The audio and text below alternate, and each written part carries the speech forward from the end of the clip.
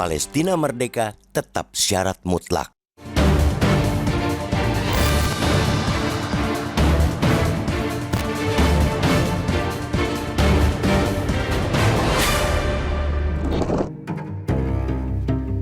Pernyataan Presiden Prabowo Subianto soal kemungkinan membuka hubungan diplomatik dengan Israel jika Israel mengakui negara Palestina merdeka sangat menarik. Pernyataan yang disampaikan dalam konferensi pers bersama Presiden Prancis Emmanuel Macron di Istana Merdeka Rabu 28 Mei lalu itu menandakan dibahasnya konflik Palestina-Israel dalam pertemuan bilateral mereka beberapa saat sebelumnya.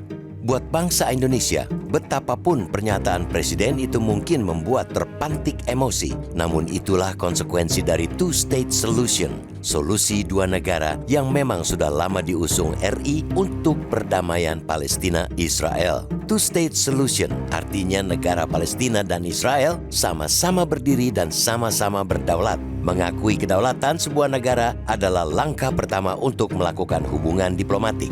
Maka, tidak ada yang aneh dan tidak ada yang baru soal pernyataan Presiden Prabowo akan sikap Indonesia selama ini dalam konflik Palestina-Israel.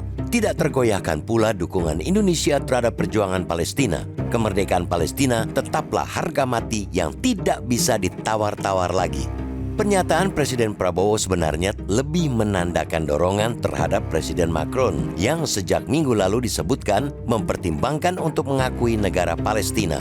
Kecenderungan Presiden Macron itu sudah cukup membuat geger di Prancis maupun jagat politik benua biru.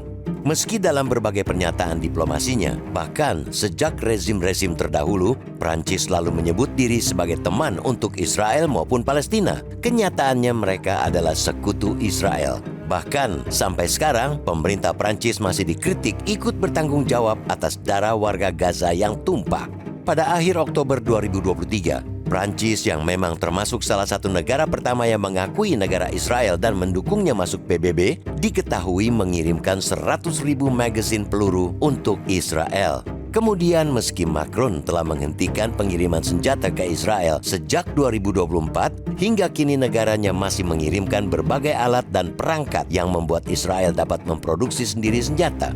Itu termasuk teknologi drone yang kini menjadi andalan Israel membantai warga Gaza.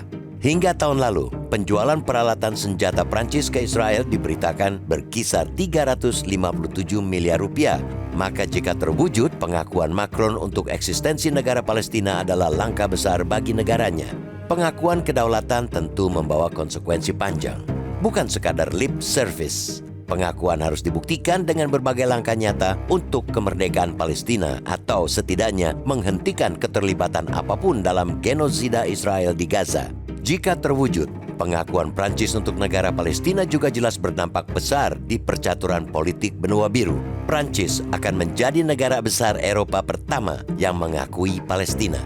Tidak mengherankan pula, suara kontra langsung mengemuka akan kabar rencana Macron. Tidak hanya menghadapi tantangan warganya, Macron juga berhadapan dengan sektor industri senjata yang jelas akan semakin merugi. Belum lagi, Amerika Serikat sebagai sekutu terbesar Israel sudah menyiapkan berbagai sanksi lain pada Prancis. Maka, pernyataan Presiden Prabowo adalah tepat momentum.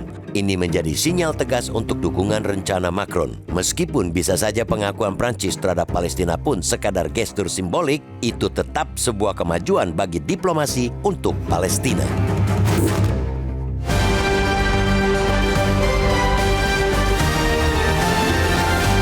Jelajahi cara baru mendapatkan informasi. Download Metro TV Extend sekarang.